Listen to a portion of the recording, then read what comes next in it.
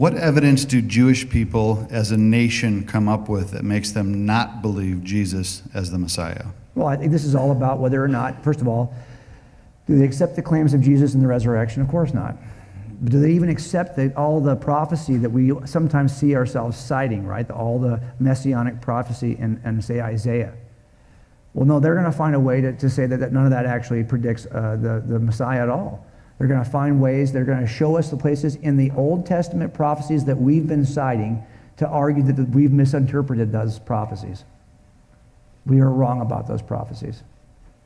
So again, this is all going to come back down to the deity of Christ. So it all comes back to whether or not we can trust the resurrection is true. Because even if you knew nothing about Jewish prophecy, you knew nothing about a coming Messiah, but you had to deal with this guy who rose from the dead, that would be enough for you to kind of scratch your head and think, I got to reconsider my presuppositions against the supernatural because this guy rose from the dead.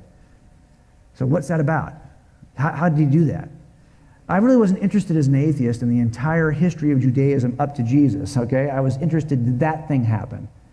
And when I got to the place where I thought, wow, you know, the only thing that's keeping me from buying this is that I don't believe in supernatural stuff, that's when I started to look at the evidence for God's existence.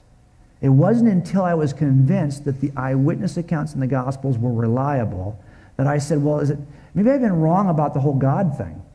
Let me go back and look at the evidence for God's existence. And that's what I did next. But I'm going to tell you, there's stuff in the room, this is the next book I'm writing right now, there's stuff in the room of the universe you cannot explain from inside the room.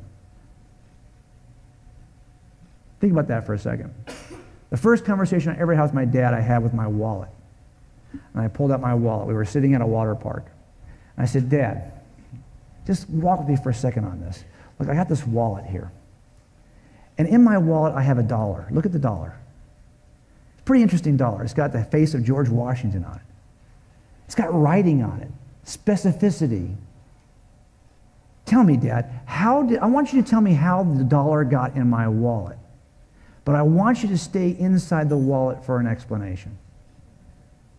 Well, you put it in your wallet. No, I'm outside the wallet. I can't be used as an explanation. I want you to explain to me how the dollar got in the wallet, but stay inside the wallet for an explanation.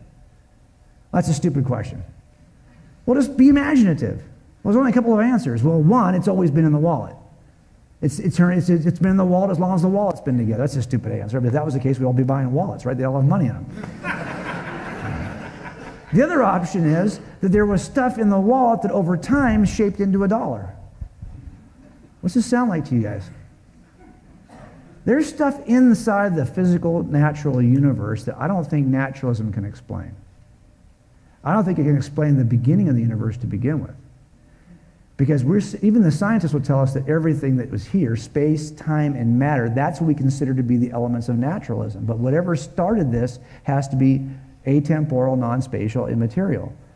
So it has to be, if you want to call it supernatural, extra-natural, or something other than natural. Right? How are you going to explain consciousness from inside this room? How do material things eventually become an immaterial? How do you explain free will in a deterministic physical universe?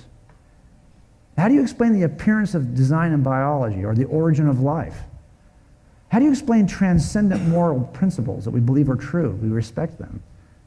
How do we even explain the existence of evil if there is no objective standard of righteousness by which we can define evil? If it's just a matter of opinion, you can get rid of evil tomorrow. Just change your mind. Change your opinion. But we can't get rid of it that way. There's got to be something where you see, these are the problems that naturalism has. You can't explain the dollar from inside the wallet. You can only explain all the things you see in the dollar from an agent outside the wallet that would put it in. What was the question we even started with? I don't even know. Anyway.